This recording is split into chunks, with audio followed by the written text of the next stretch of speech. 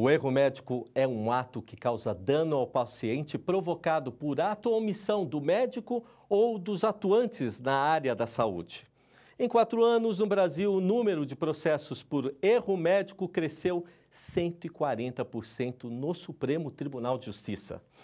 Entre 2010 e 2016, recursos saltaram de 260 para 626 e, no mesmo período, vários profissionais tiveram registros cassados pelo CRM.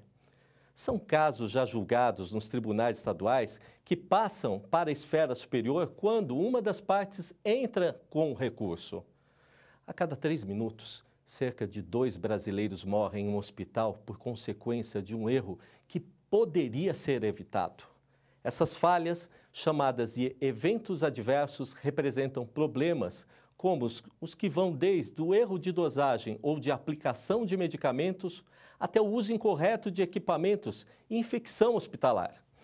A pesquisa realizada pela Faculdade de Medicina da Universidade Federal de Minas Gerais e pelo Instituto de Estudos de Saúde Suplementar estima que, em 2015, essas falhas acarretaram em 434 mil óbitos, o equivalente a 1.000 mortes por dia.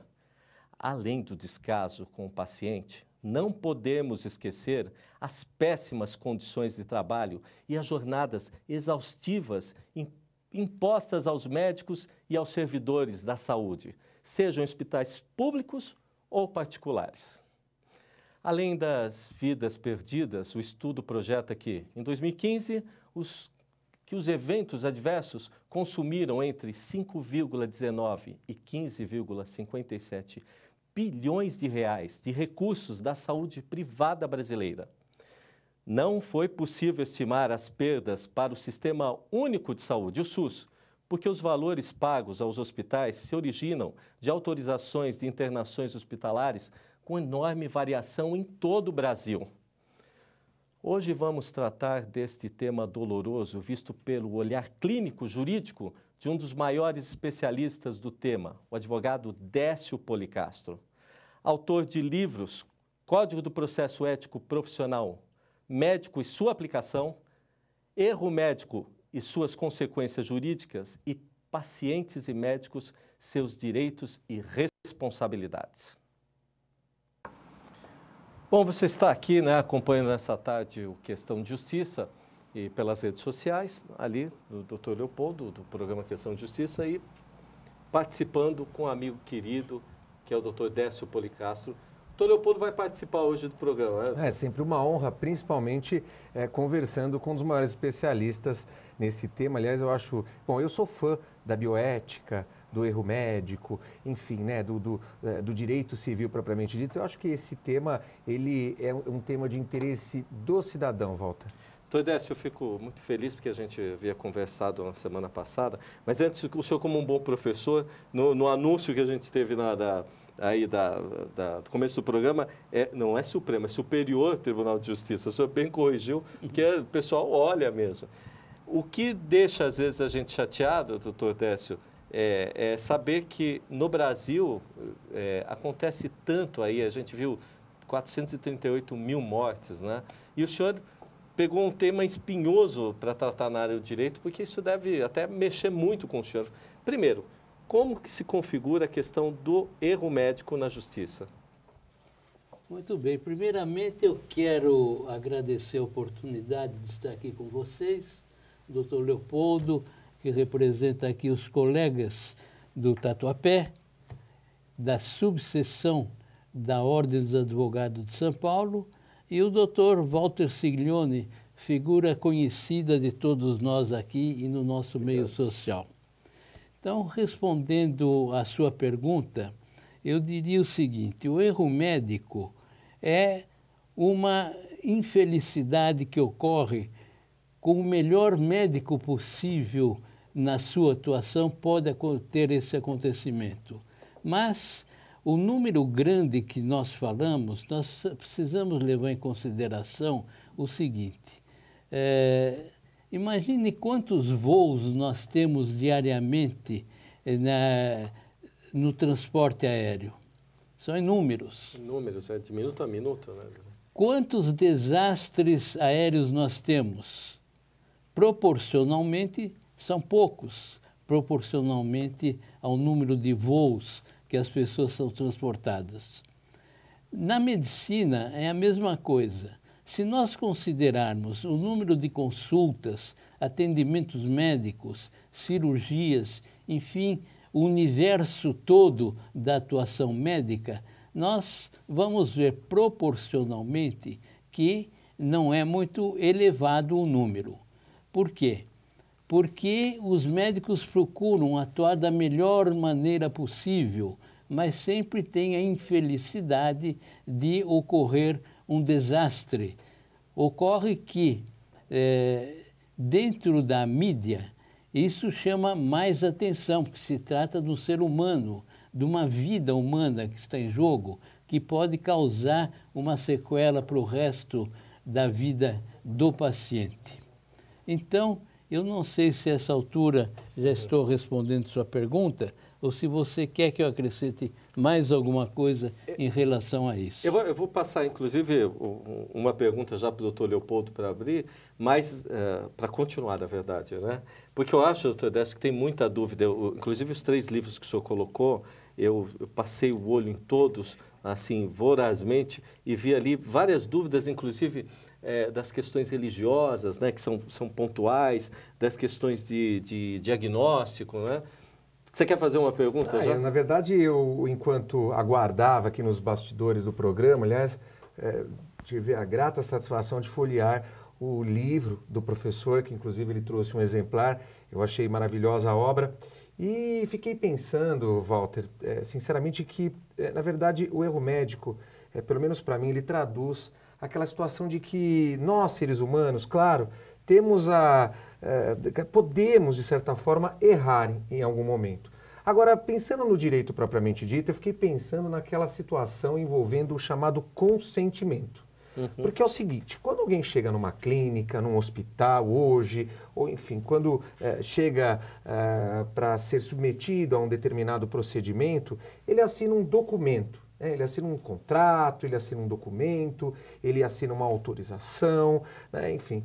E aí a minha pergunta, na verdade, o que eu questiono com o Dr. Décio é o seguinte, né? Como fica essa questão do erro médico e frente a esse arcabouço, essa quantidade de documentos que um paciente assina no hospital e que muitas vezes ele fica assim, poxa, quer dizer, estou me submetendo a um determinado procedimento e se o médico errar, né, quer dizer, assinei um documento que lhe dou ali, de repente, esta oportunidade para que, se errar, né, não possa pleitear algo a esse respeito. Eu não sei se consegui passar o meu questionamento e a minha intenção no debate.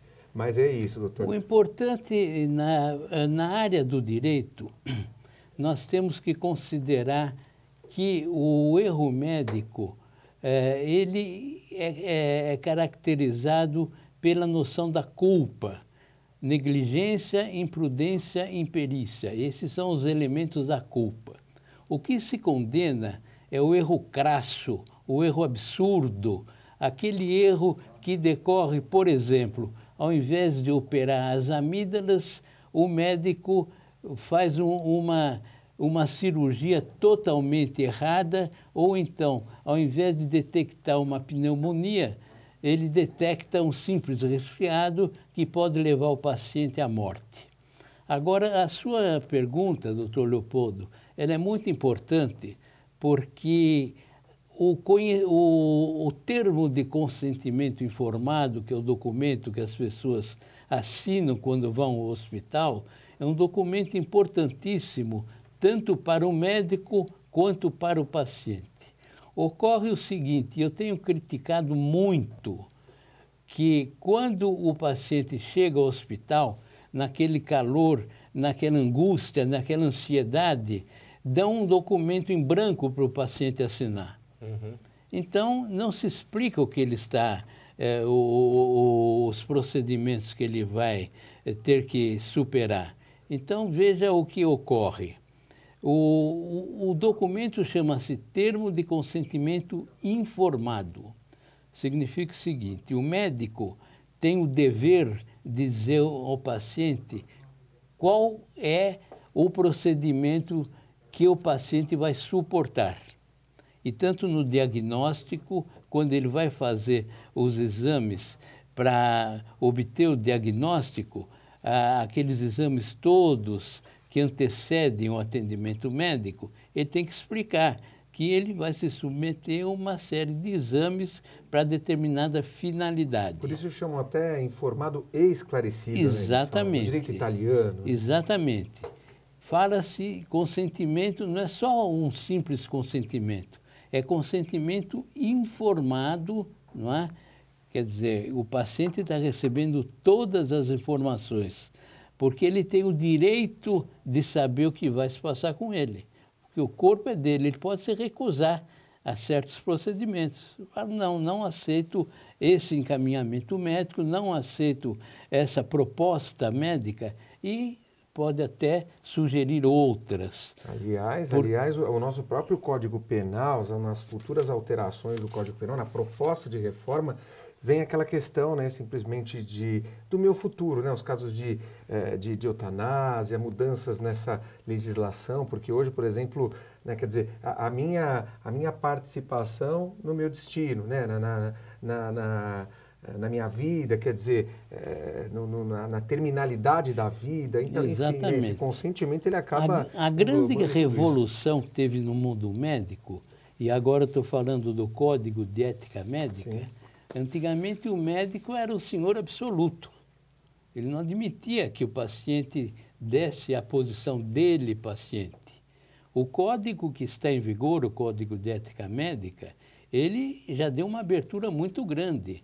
O paciente tem o direito, tem a autodeterminação do que vai ser feito no corpo dele. Aliás, o artigo 15 do Código Civil, ele fala nesse sentido, né? Que a pessoa pode aceitar ou não determinados procedimentos médicos dentro do corpo dele.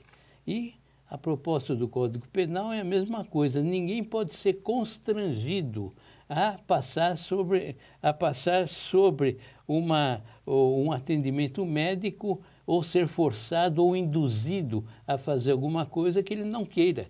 Porque o corpo é da pessoa, ele que sabe o que é melhor para ele. Aliás, a vida, né, pautada sobretudo na nossa lei maior, até informando o telespectador, exato, que nós temos uma Constituição, inclusive, né, Walter? Falando nessa questão da Constituição, e aí é claro que vai gerar polêmica o que eu vou perguntar para o doutor Décio, tenho certeza, doutor Leopoldo, que é o seguinte, eu já peguei um amigo que fazia parte de uma congregação à igreja, onde uma transfusão era importantíssima e ele veio com um termo, que até foi a primeira vez que eu vi, dizendo que teria um suplemento que supriria a questão da transfusão do sangue e ficou revoltadíssimo, porque na religião dele não poderia ter a transfusão de sangue. Testemunha de Jeová. Testemunha de Jeová. Mas, enfim, foi a primeira vez, foi um impacto, eu tinha uns 27 anos. E como é que está essa situação hoje? O médico não tem um dever, mesmo que é absoluto ali, de zelar na vida, no caso, por exemplo, dessa questão da transfusão, doutor? Sim. O médico, o dever dele é de usar todos os meios e recursos para manter a vida do paciente. Ocorre que a nossa Constituição, ela prevê, e é uma cláusula pétrea até, de que todos seus têm o direito de livre escolha de religião e de crença, e de seguir os seus ritos e crenças, não é? Então, as testemunhas de Jeová, por exemplo, eles não aceitam em hipótese alguma o tratamento hemoterápico, qualquer tratamento que envolva sangue de terceiros. Eles têm, inclusive, uma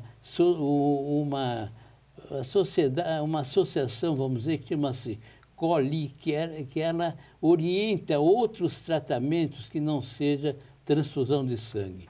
Que já foi dito por médicos importantes que a transfusão sanguínea é uma arma poderosa para a medicina, mas ela precisa ser usada com cautela, porque às vezes pode envolver transmissão de doenças, por exemplo, né, se o sangue é contaminado, e assim por diante. Mas, voltando às testemunhas de Jeová, e o tratamento médico, nós temos o seguinte quadro.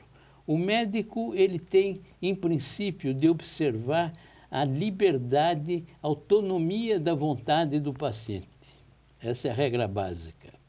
Se não houver um tratamento alternativo numa perda de sangue, por exemplo, durante uma cirurgia em que é uma perda muito grande de sangue, se não houver um tratamento alternativo, ele tem que usar de todos os recursos para que o paciente não venha a falecer.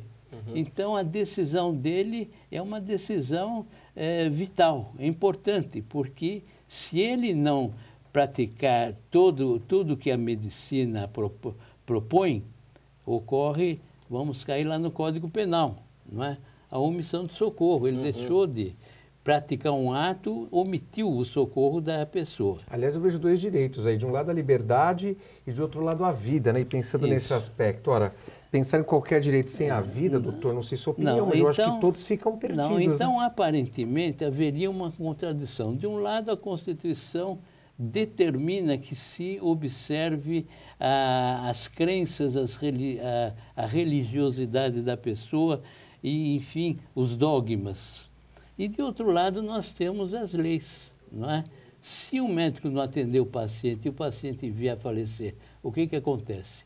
As testemunhas de Jeová, por exemplo, elas trazem sempre com elas um documento isentando os médicos da responsabilidade. Então, quando entro num hospital, já imediatamente elas dizem, sou testemunha de Jeová. Então, o médico já fica já tem aquela preocupação, até onde eu posso ir. Mas a posição tanto do Conselho Federal de Medicina quanto na jurisprudência, os nossos tribunais já decidiram que, acima de qualquer coisa, o mais importante é a vida da pessoa. Aliás, não adiantaria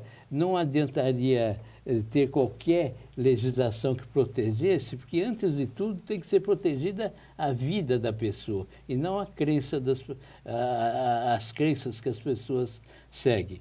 Nesse caso, o que acontece? Se não houver uma solução alternativa e o paciente estiver na iminência de ter a vida posta em jogo, o médico tem que resolver e fazer a transfusão independente da autorização do paciente.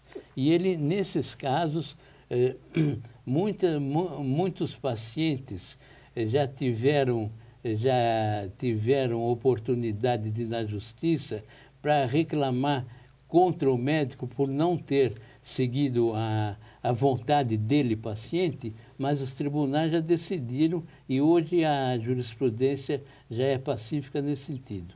Se houver um risco iminente de vida, o médico, ele é o senhor absoluto da situação, ele tem que resolver. Aliás, teve um caso na área penal, de interesse aí do colega, que foi o seguinte, foi levado a júri a situação, porque os pais, os pais do paciente se recusaram a que a pessoa tivesse a transfusão de sangue, era uma criança de 13 anos, por sinal, e a criança veio a falecer. Nossa. Então, de quem foi a culpa? Sim. Tem ali um detalhe, doutor, porque quando se fala em erro médico, assim... Só para completar. Então, nesse caso, foi a júri e os pais foram considerados culpados e o médico, porque o médico não foi envolvido na situação, porque ele trabalhou direito, ele tentou fazer a transfusão, mas não conseguiu. Mas a criança faleceu antes. Nossa, mas que judiação. Desculpa cortar o senhor, né? É que é tanto assunto e eu queria dividir, mas teve um assim que me deixou muito... Eu vi as entrevistas que o senhor fez para a Rádio Justiça e uma das pautas colocava ali a seguinte situação. Como o senhor já falou lá, eu já queria repetir aqui, porque é o que acontece bastante. quando a gente fala da questão do erro médico, envolve a questão do tratamento, né? A pessoa já pensa logo, eu tenho que receber. Muitos falam assim, para poder honrar, porque tratamento médico é caríssimo, um remédio é caro e tal. Mas teve um caso ali de uma moça de 19 anos que teve, no momento do nascimento, a demora para fazer a operação e faltou oxigênio no cérebro da criança. Consequentemente, eu se lembro desse caso, né? Consequentemente, para quem não viu, é uma série de 15 reportagens, vocês podem buscar ali na Rádio Justiça que vocês vão achar. Consequentemente, esta moça, durante 20 anos, até o falecimento, infelizmente, ela teve que dar tratamento especial ao filho, e aí ela, depois de 20 anos, é que ela recebeu o ressarcimento ali pelo erro ali constatado da falta de agilidade. Eu acho que era hospital público até, viu, doutor? Não me lembro. Era público. Então, essa relação do valor do tratamento, e ela coloca até o final, isso pouco importa. Eu passei 20 anos, minha vida, ela tinha 19, ficou com 40 anos quase, e pouco importa agora o que se recebeu ou não, ela se omitiu de dizer, porque isso não pagaria a vida do filho que teve. Por que as pessoas fazem esse vínculo tão assim rápido com a situação? A gente sabe meio que a resposta que é, né, necessidade, mas por que a justiça, doutor, demora tanto quando entra numa situação dessa, assim, clara, porque vai ser clara, a pessoa vai ter dificuldade? Olha, nós advogados sabemos disso. Quando o paciente vem nos procurar para tomar uma determinada posição em relação a uma falha médica, nós temos o dever de falar, é uma demanda demorada, nós vamos usar todos os meios que nós temos para acelerar. Mas o problema todo já é do judiciário, não é? Então, aí, né, é o problema do sistema, não é? Nós vemos aí poucos juízes que, infelizmente, não estão, às vezes, habilitados para certas decisões na área de direito médico, colegas que forçam situações quando, na realidade, não há necessidade de propor uma demanda, que nem tudo é erro médico. Quando se fala em erro médico, a primeira noção que se tem é que a culpa é do médico, do que aconteceu. Mas o médico não trabalha sozinho. Agora tem que ser provado, né? Não é? Sim. Tem que ser provado. Aliás, o paciente, eu percebo que alguns pacientes, tudo é erro médico, né? Nós temos o direito é prova, não é? Mas, como eu estava dizendo, às vezes tem uma ocorrência que não foi do ato médico propriamente dito. Foi o médico receitou um determinado medicamento e o auxiliar do médico, ou enfermeiro, ou serviço de enfermagem, deu um medicamento errado. A culpa é do médico? Não mesmo. Não é? Não é. Agora, como desculpe, a sua colocação qual foi? A questão, por exemplo, de fazer a situações, prova, né? De fazer a prova. O senhor sabe que, por exemplo, algumas semanas atrás eu acompanhei uma paciente em um procedimento, sabe aquele procedimento de secagem de vasos, né? As mulheres costumam fazer muito isso. E o médico fez a aplicação e injetou a substância fora do vaso. Quer dizer, queimou a pele, né? Quer dizer, trouxe aí uma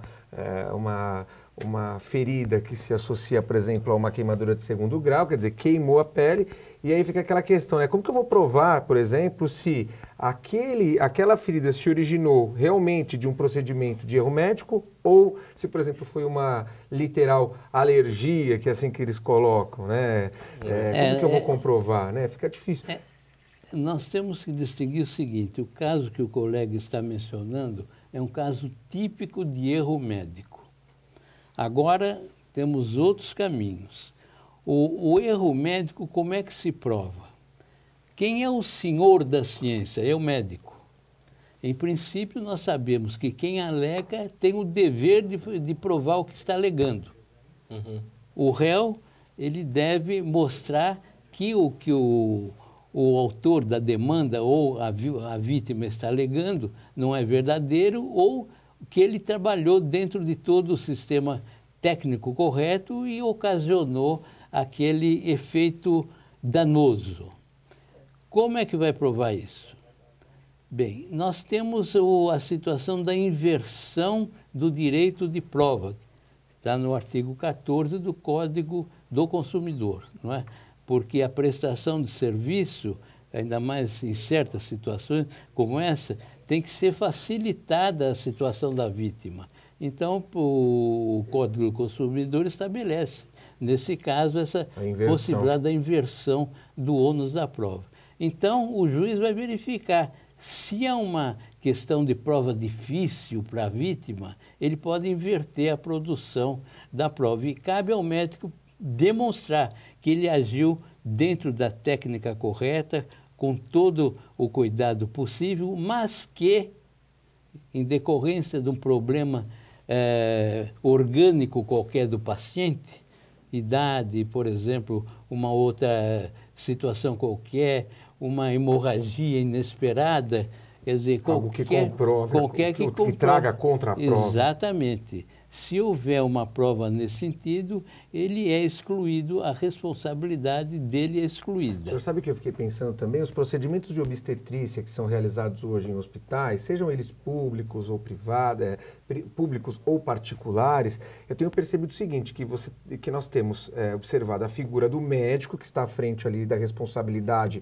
naquele procedimento, e nós temos atrás um hospital. Muitas vezes o médico, ele toma procedimentos e ele também fica um pouco limitado porque aquele hospital não traz também todos os recursos para que ele possa realizar aquele procedimento, né? Um dia eu entrei no hospital público, não vou mencionar o nome claro, e o hospital dizia o seguinte no site: garantimos todos os procedimentos necessários à realização daquele ato. Será que realmente traz, né? Então, fico pensando como fica a figura do médico também, doutor, frente a uma prestação de serviços em um hospital em que não garante também todo o acesso. A responsabilidade é de quem, hein? A responsabilidade é do hospital, a responsabilidade é do médico, essa responsabilidade é conjunta. É bem posta, a sua pergunta é bem posta, que nós temos o seguinte: o médico, ele tem de utilizar todos os meios ao alcance dele, não é?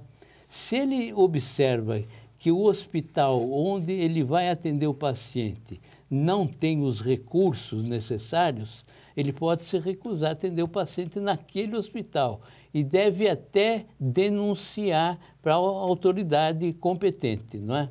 Agora, de quem é a culpa, do médico ou do hospital? Temos que fazer uma distinção.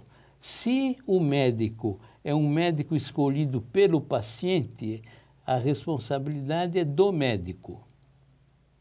Se é um médico, mesmo que seja atendido no hospital.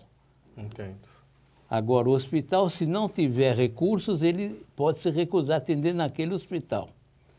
Mas a responsabilidade pelo ato médico continua sendo dele. Por isso que ele pode se recusar a atender no hospital que não tem equipamentos. No caso de indenização também, por exemplo? Sim.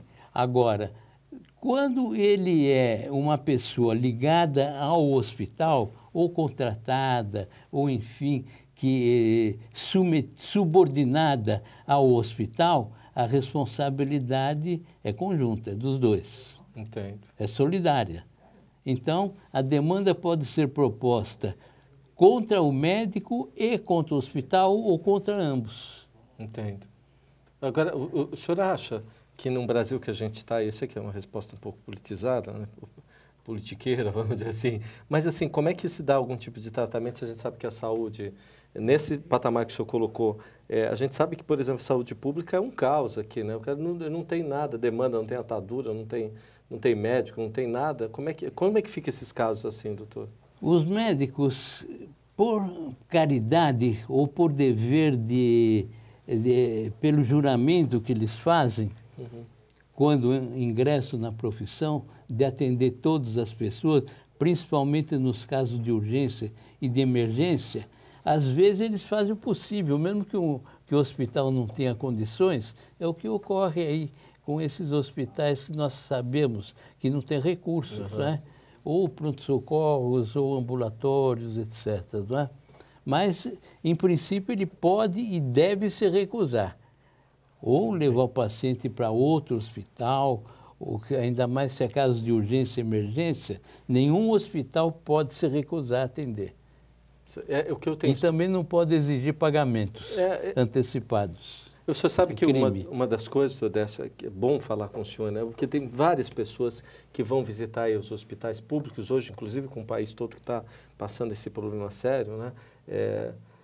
E aí você percebe que o médico chega lá em determinada situação, ele passa ali pela triagem e fala assim, você tem que voltar a entrar pelo PS, porque o PS, é o que o senhor está falando, né? Tem a obrigação de atender. Eu acho que é até um ato de carinho quando a pessoa faz, porque uma marcação de consulta, às vezes, eu tentei marcar uns dias atrás para um aluno da rede pública, sem fazer crítica a nenhuma secretaria, mas assim, ele teve... Um ano para ser atendido. Foi um ano e meio, e agora que estão vendo tal. Então, assim, às vezes dá vontade de ligar para o doutor, Décio, pelo amor de Deus, vamos fazer uma ação para o médico fazer pelo menos o exame, né? Uma liminar. Esse é um problema seríssimo. Você imagina o caso, por exemplo, de alguém, de uma mulher que vê um nódulo no seio e é detectado que ela tem um câncer que tem que ser operada.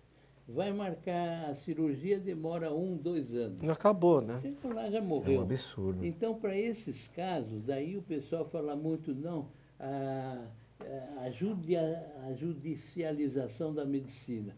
Todo mundo recorre ao judiciário.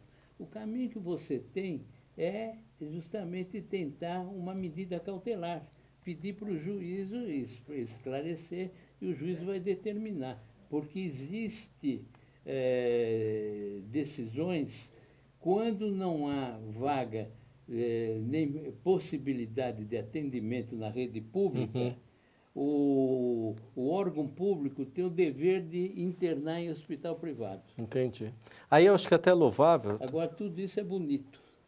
E para fazer, né? Mas na prática, qual é o hospital privado que vai querer aceitar um paciente sem garantias? A não ser no caso de emergência e urgência, como eu falei, que é obrigatório. Eu não costumo fazer, eu faço mais crítica do que elogio, mas é até louvável essa questão aí da Prefeitura de São Paulo, está fazendo os exames à noite, pelo menos para mamografia, né? Essa questão do câncer, para a mulher é tão importante isso, né?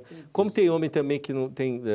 faz as questões da próstata, que a gente tem aquele receio, né? Aquela menstruação tabu, mas também teria aí que ter uma continuidade, porque hoje com tanto infortúnio que a gente tem social, e a gente não sabe como é que o câncer procede. Sabe o que eu queria pontuar, doutor? Para não ficar aí, aproveitar bastante aí a visita do senhor, eu vou falar do livro para você procurar aí nas livrarias, porque eu acho que termina sendo um guia, sabe, doutor? Os 3 livros, eu tenho certeza absoluta.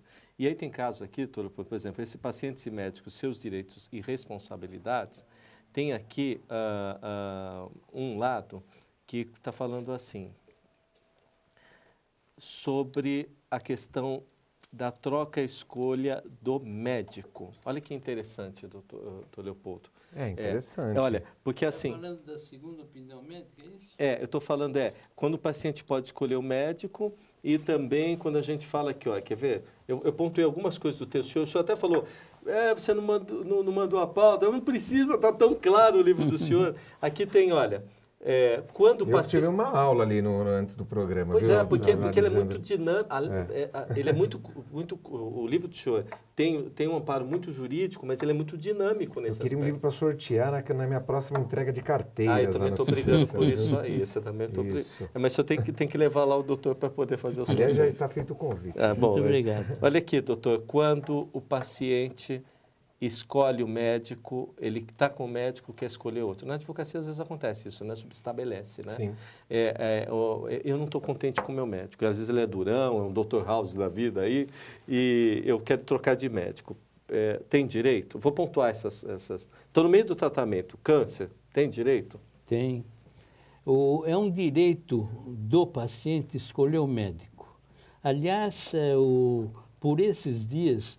O CREMESP, o Conselho Regional de Medicina aqui do Estado de São Paulo, ele colocou no site deles, alerta ético, não esqueça os médicos que o paciente tem o direito de pedir uma segunda opinião. Tá. Então, o paciente, ele pode, ainda mais nos casos de... A base do contrato médico, vamos dizer, seja ele verbal, que é o comum, ou o escrito, é a confiança. Não é? O médico, quando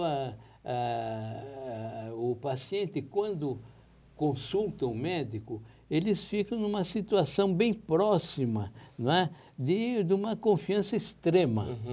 Perdeu essa confiança, ele não tem mais necessidade de continuar com aquele médico. É, a prestação de serviço, Tá bom. na verdade. Então, né? ele pode falar para o médico, olha, doutor, eu gostei muito da sua atuação, mas gostaria de obter uma segunda opinião. Isso ocorre muito nas situações de doenças graves. Aliás, o próprio médico consciencioso e prudente, quando ele vê que é uma situação muito grave, ele pode até aconselhar o cliente, olha, para você ficar mais à vontade, se quiser, peça uma segunda opinião.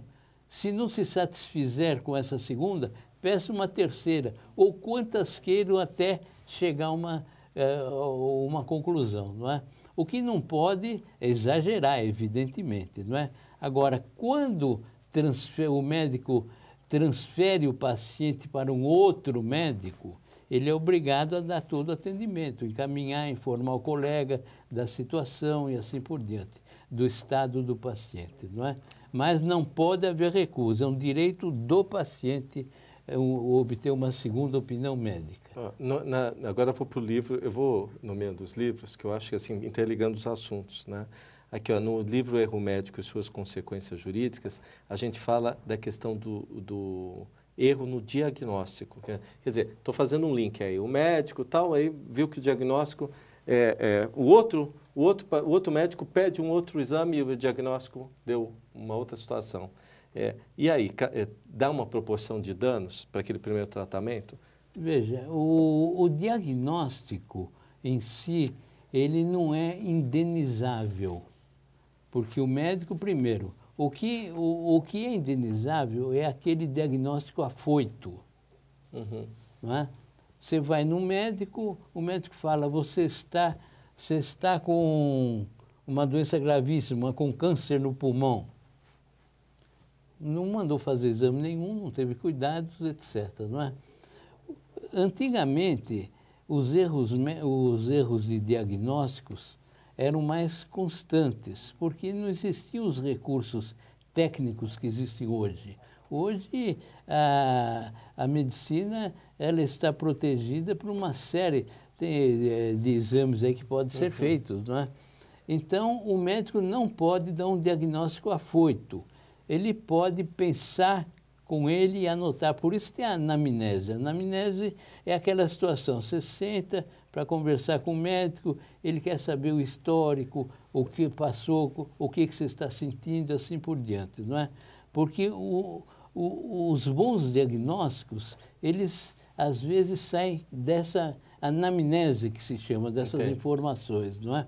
Então, você veja, quando há o erro diagnóstico por si, ele não é indenizável por essa situação, porque cada organismo tem uma reação. Agora, se o médico faz um diagnóstico absurdo ou, enfim, não toma certos cuidados, o Conselho de Ética, o Código de Ética de Medicina, ele diz que o médico tem que usar de todos os recursos para saber, para averiguar, para verificar, para pesquisar o tipo de doença provável da pessoa. Então, ele faz o diagnóstico em cima dos exames, que são exames laboratoriais, exames de imagem, etc., para daí dar o prognóstico até. Agora, eu tenho percebido, sem sair do tema, eu sei que é aquele bate-bola, né, Walter, que você está promovendo, mas eu fico pensando naquele cidadão que está em casa, naquele telespectador que chega até a clínica ou chega até o departamento médico, e o que eu percebo, eu não sei a sensação de vocês, mas parece que as pessoas chegam na frente do médico e os colocam já num patamar de superioridade, me parece que estão abaixo do divino.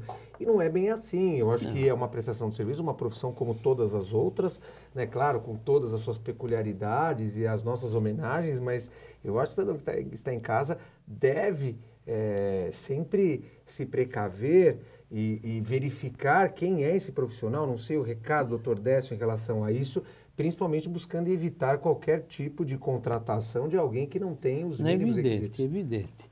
Nós não podemos menosprezar a atividade médica. Claro. Porque um dia ou fomos ou seremos pacientes, não é? Então temos que acreditar na medicina, primeiro ponto. Agora, a medicina é exercida por seres humanos, não é? Iguais a nós. Às vezes o médico também fica doente, padece de doenças graves, falece, às vezes fica internado no hospital, imobilizado e assim por diante, não é? Então temos que levar isso em consideração e vermos o seguinte, que o médico, ele não é um Deus, ele é um ser humano igual a nós. Por isso que ele deve nos tratar, principalmente, olhar o paciente como um ser humano, não é? E daí dar as orientações dele. Mas não devemos ver o médico como um Deus sujeito a uma perfeição absoluta. Nada é absoluto. Posso polemizar? Quem é mais importante, o médico ou o advogado? Olha, eu acho que os dois são importantes. O médico que trata da saúde, o advogado que cuida dos interesses médicos em situações iguais a essas de erro médico. O senhor sabe que durante uma entrega de carteiras, um amigo advogado disse que o advogado é até mais importante. Aí eu perguntei por quê. Ele falou, porque o advogado, o médico cuida da vida do paciente, mas o advogado cuida até a pós-vida desse paciente. Né? Eu falava lá no que o advogado é um médico social, uma coisa assim. O senhor sabe que aí falando, olha que coisa interessante, claro. Usando esse link, e eu sou papai, né? E todo papai ou mamãe está cometendo agora um ato falho que aí o senhor vai usar o termo aqui, eu estou usando ele como preâmbulo do negócio. Eu vou consultar meu médico, aí ele vai até aquele negócio WhatsApp e faz assim, tira a foto da ferida, tira a foto do machucado, da alergia e manda lá, doutor, olha só, meu filho está com isso. E aí o que acontece? Tem aqui um negócio, telemedicina, né? É um termo que o senhor está usando e tal.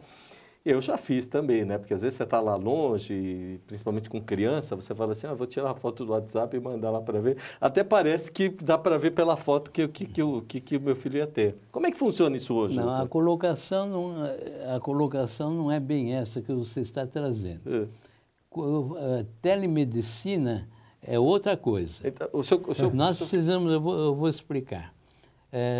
O que nós temos são as facilidades de informações. Nós estamos falando há pouco de uma segunda opinião médica. Nós estamos falando, o médico também tem dúvidas, às vezes ele verifica um certo tipo de enfermidade que ele não consegue distinguir bem. Ele imagina pela experiência clínica dele que pode ser tal enfermidade ou a patologia pode ser outra. Então, o que ele faz? Como nós fazemos na nossa profissão. Às vezes temos alguma dúvida, ligamos para um outro colega, o que você acha disso, daquilo, não é? Trocamos ideias, né? Eu mesmo fiz isso muito na profissão com grandes advogados aí. Na medicina é a mesma coisa, um médico troca ideias com outrem. O que ele pode fazer, agora sim, é o que você falou, ele pode tirar as fotos dos ferimentos do paciente e transmitir para outro colega, não é? Por isso que a gente fala em telemedicina. Daí o outro colega vai falar, olha, eu acho que é isto, aquilo, agora etc. Agora tem até grupos, né, para analisar um determinado exame ou chapa. Exatamente. Né? Tem hospitais, por exemplo, que estão aparelhados até para fazer consultas de colegas em outros países. Olha que interessante. Em outras especialidades.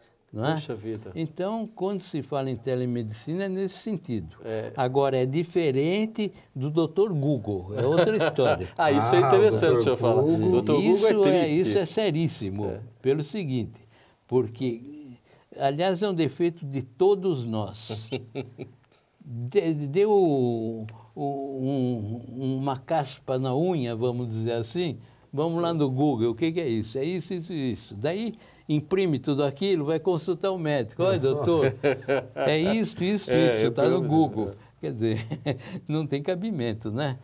Porque ninguém pode impor ao médico a conclusão do trabalho dele, né? É ele que é o senhor da ciência. Eu vou até fazer uma referência aqui para um amigo querido, que era o Bongioli, né? O senhor deve ter...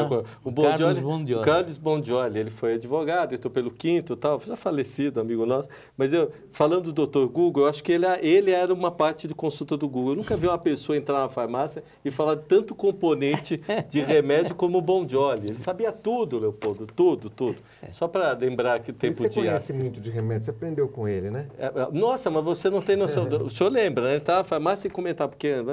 E isso tem muito. Não, e é muito perigoso, porque daí vem a questão da automedicação. Isso também. A pessoa vê no Google, adoram, acha né? que é isso, começa a tomar um certo medicamento, pode prejudicar, porque pode atrasar, pode mascarar a doença, pode atrasar o desenvolvimento da doença e complicar a vida do paciente. Essa questão de remédio, eu me lembro um caso aqui emblemático que teve em São Paulo, que é aquela pílula do negócio do câncer, muito discutível, sim. que ainda não tinha sido desenvolvida, mas o pessoal começou a gritar na frente, inclusive o Tribunal de Justiça, que precisava da pílula e tal. Isso é um exemplo bem lógico, né? Como E eu acho que, desculpe, erradamente, erroneamente. Por quê?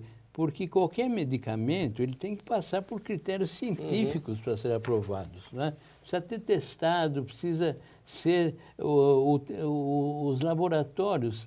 Às vezes os medicamentos, nós reclamamos que os medicamentos são caros, e às vezes com razão, porque eles pesquisam anos e anos a fio para colocar publicamente, para poder comercializar. Eu tenho outra, não sei quanto tempo, eu vou perguntar para o Edu ainda quanto tempo que a gente tem, mas tem um outro fator do livro do senhor, que é o erro médico, agora o livro é de novo, o erro médico e suas consequências jurídicas. Aí fala aqui num capítulo, eu separei assim, viu, doutor? Diretivas antecipadas de vontade. Lembra que eu comentei com o senhor que eu achei tão interessante esse tema, quer dizer, eu não vou nem explicar um pouco, eu quero que ele explique na integridade do negócio. Não, isso é o seguinte, pode ocorrer que num certo momento da vida, nós ficamos numa situação tal que a doença avance e que nós vamos perceber que não tem mais solução, não tem mais recurso médico que possa melhorar a qualidade de vida. Então, pode-se deixar um documento, comumente chamam de testamento vital. Não é a palavra mais correta. No meu modo de ver, e o que os doutrinadores insistem em dizer, é um documento de diretivas antecipadas, quer dizer, direcionamento antecipado da minha vontade, se eu ficar numa situação tal que eu não queira mais ter determinados tratamentos invasivos, eu quero que a morte... Ou que não possa Ou que não opinar. possa ter, exatamente. Né? Se você ficar com uma doença tal que você não possa transmitir a sua vontade, você já deixa esse documento para seus familiares observarem. Os médicos, é aquela história de... Nós já ouvimos muito falar em desligar os equipamentos quando o paciente já está em estado de coma, por exemplo, né? Em situações iguais a essa. Então, aí nós vamos entrar em outra história que chama-se ortotanásia. Mas nós estamos falando das diretivas antecipadas. Nesse documento, você pode esclarecer o que você quer que seja trazido para você como tratamento e o que você não quer. Os médicos ficavam nessa situação muito preocupados que eles podiam ser acusados pela família ou por algum familiar de que eles estavam omitindo socorro, deixando de dar o tratamento adequado para o paciente. O Conselho Federal de Medicina, ele, se eu não me engano, em 2010, mais ou menos, ou 2015, ele editou uma resolução autorizando os médicos a acatarem a vontade do paciente. Do paciente. Então, se o paciente, em vida, falar para o médico, olha, doutor, se eu ficar nessa situação, etc., eu quero que sejam paralisados tais tratamentos, o médico vai colocar isso no prontuário do paciente, para se amanhã ocorrer, não é? Ou então, se não falar para o paciente, já deixar esse documento por escrito, na mão de um dos familiares, não é? Eu coloquei no livro até um modelo de diretiva que eu criei, e onde até eu falo em doação, o corpo, o que é para fazer, se alguma parte do corpo pode ser doada para estudo, para ciência ou para transplante de outras pessoas e assim por diante. A chamada dignidade da pessoa humana, morte digna, vida digna. Eu acho que todos nós pensamos só na morte, na vida, na verdade. Difícil pensar na morte. Ninguém pensa na morte. Mas a dignidade da pessoa humana, sem dúvida. Sem lógico. Dúvida, né? Não, porque nós temos que ser claros, não é? Não adianta ficar forçando uma situação ou enfim, os que trabalham na área da saúde querer ficar forçando situações para obter resultados econômicos, não é? Que nós sabemos, vocês já ouviram, nós ouvimos cotidianamente, né? Que às vezes as pessoas se desfazem de bens para deixar a pessoa numa UTI, numa situação que já não tem mais solução, a medicina já não consegue mais resolver. Eu tenho um amigo de CPUR que eu não sabia, e hoje ele tem uma doença degenerativa. Consequentemente, ele vai perdendo mobilidade. Hoje ele já estava de cadeirante a última vez, agora já está acamado. Minha avó teve isso. E aí é um negócio assim, ele vai acabar a minha família inteira. É o que o senhor está falando, porque os custos hospitalares ou a gestão pública não suportam isso. Mas aí tem uma situação, Walter. A pessoa não está num estado terminal. Sim. Quer dizer, existe possibilidade da medicina melhorar um pouco a qualidade de vida dele. Não significa que ele já está pronto para a morte. Entendi. Não é? Porque então, a pessoa ela fica muito... Não, fica muito deprimida, né? Deprimida. Aí nós temos a questão do cuidado paliativo, que é outra situação. Numa situação igual essa, ou de outra doença grave, existem os cuidados paliativos, que, independente da assistência clínica propriamente dita, você tem assistência de atividades multidisciplinares, psicólogos, religiosos, enfim, uma série de atividades para preparar a pessoa para a morte, não é? Então, são os cuidados paliativos, para deixar a pessoa sem aquele pavor dos instantes finais da existência, da terminalidade da vida. Sem dor, né? Morrer sem dor. Exatamente. Me faz eu fico aqui, desculpa se eu fizer a pergunta até de uma forma até simplista, mas essa pessoa que, por exemplo, câncer tem muito disso, né? Ela sabe que ela está indo para o caminho, faz tratamento, faz a questão de radioterapia, depois, enfim, ela sabe que ela está indo. Isso minimiza também quando a pessoa quer falar, eu quero ficar sossegado em casa, eu quero morrer sossegado, né? É mais ou menos isso, né? O Instituto Nacional do Câncer, ele tem uma portaria, ou enfim, tem uma decisão determinando que em casos de câncer seja dado um tratamento para a pessoa não sentir dor. Entendi. Para não ter dor, não é? Porque a medicina até, o que se diz, a atividade divina da medicina é cessar a dor das pessoas. Entendi. Não é a dor física, não é? E isso é quase que... Então, você veja que o tratamento paliativo até a Organização Mundial de Saúde, ela orienta nesse sentido, tratamento paliativo para evitar que a pessoa tenha dores, etc. Doutor, a gente está chegando no final do programa, né? E eu queria primeiro que o doutor Leopoldo fizesse as suas considerações finais, né? E eu quero até dizer que agora a gente vai receber o procurador, depois aí o senhor vai encontrar ele fora, que vai falar de uma decisão do artigo dele de obrigatoriedade do SUS fazer cumprir, junto ao MP, fazer cumprir alguns mandatos para internação e tal, né? Isso é importante. É importante, até depois eu vou usar a sua pauta como complemento, né?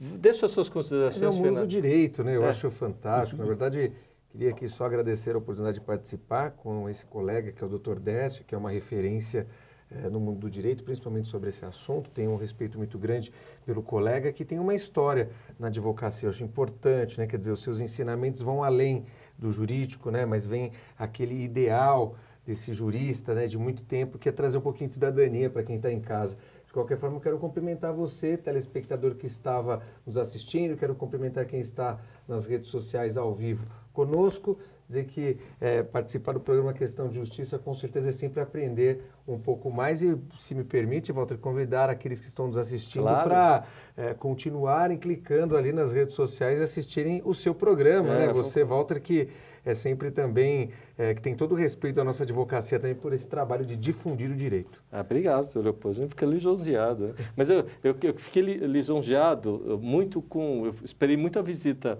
Hoje te chamei especialmente, mas o doutor Décio, que, olha, pelo carinho, viu, doutor Décio, eu só pude entender esses direitos e deveres por esse grupo reduzido que eu posso dizer de amigos. O senhor sabe quantas vezes eu tive ali, o senhor foi me ensinando a fazer essa propagação do que é direito e dever, do que a Constituição fala lá no IASP.